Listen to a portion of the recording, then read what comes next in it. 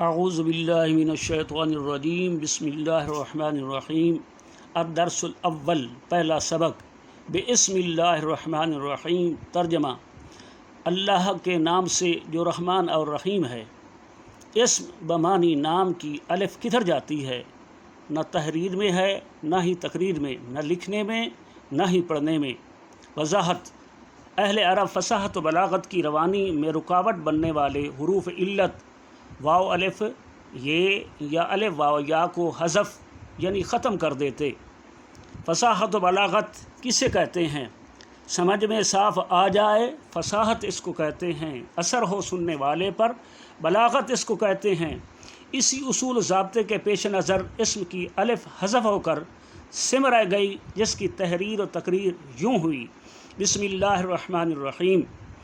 اسی طرح قرآن پاک کی بہت سی عبارات ہیں جو وضاحت طلب ہیں۔ انشاءاللہ العظیم وقت کے ساتھ ساتھ ہم ایسی عبارات کی وضاحت کرتے اور آپ کی رہنمائی کرتے رہیں گے۔